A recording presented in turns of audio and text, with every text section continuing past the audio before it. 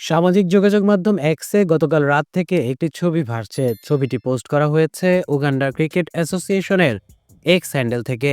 7 জন তরুণ খেলোয়াড়ের এই ছবি পোস্ট করে ক্যাপশনে লেখা হয়েছে, হ্যাঁ আপনি ঠিকই দেখেছেন, নিউ ইয়র্কের নবনির্বাচিত মেয়র জোরান মামদানি একসময় আমাদের ক্যাসল ডেভেলপমেন্ট ক্রিকেট দলের হয়ে স্থানীয় লিগে ছক্কার পর ছক্কা মেরেছেন।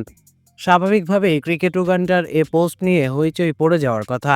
নেটিজেনদের মধ্যে ঘটেছেও ঠিক তাই। আলোচনা চলছে মামদানি অতীতে ক্রিকেট খেলেছেন কিনা।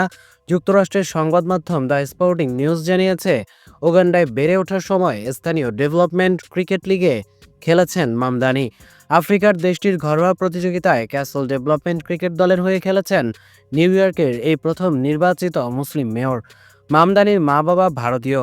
মা মীরা নায়ার ভারতের প্রখ্যাত চলচ্চিত্র নির্মাতা। বাবা মাহমুদ মামদানি নৃবিজ্ঞানী। 1989 সালে উগান্ডায় তাদের প্রথম সাক্ষাৎ হয়। এই ঘরে মামদানির জন্ম, তবে সেটি উগান্ডার কাম্পালায়। মামদানির বয়স যখন 7 বছর, তখন তাদের পরিবার স্থায়ীভাবে নিউ ইয়র্কে চলে যায় বলে জানিয়েছে দ্য স্পোর্টিং নিউজ। মামদানির বাবা তখন যুক্তরাষ্ট্রের কলম্বিয়া বিশ্ববিদ্যালয়ে কাজ করার ডাক পান। ক্রিকেটের সঙ্গে মামদানির সংশ্লিষ্টতা নিয়ে ভারতের সংবাদ মাধ্যম এনডিটিভি জানিয়েছে, নিউ ইয়র্কে ব্রোনক্স হাই স্কুল অফ সায়েন্সে পড়াকালীন তিনি স্কুলের প্রথম ক্রিকেট দলের সহ প্রতিষ্ঠাতা ছিলেন। মামদানিদের সেই দল যুক্তরাষ্ট্রের পাবলিক স্কুল অ্যাথলেটিক লিগে ক্রিকেটের প্রথম মৌসুম খেলায় অংশ নিয়েছে। মামদানি এর আগে জানিয়েছেন, ক্রিকেট থেকে তিনি একতা শিখেছেন, কিভাবে একই মানসিকতার মানুষেরা কথার বলিকে বাস্তবে রূপ দিতে পারে, সেটিও ক্রিকেট থেকে শিখেছেন বলে এর আগে জানিয়েছেন মামদানি।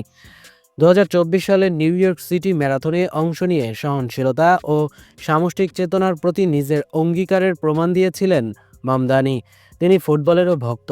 একদমই অপেশাদার লিগে খেলেন অল্প বয়সে। তার পছন্দের দল ইংলিশ প্রিমিয়ার লিগে খেলা আর্সেনাল। নির্বাচনী প্রচারণায় বিভিন্ন জায়গায় যাওয়ার সময় গাড়িতে বসে তার আর্সেনালের ম্যাচ দেখার অভ্যাসের কথা আগেই জানিয়েছে সংবাদ মাধ্যমগুলো। পাশাপাশি 2026 বিশ্বকাপের জন্য ফিফার ডায়নামিক প্রাইজিং বা পরিবর্তনশীল মূল্যনীতি বাতিল করতে এর আগে পিটিশনও করেন উগান্ডা ও যুক্তরাষ্ট্রের যৌথ নাগরিক মামদানি।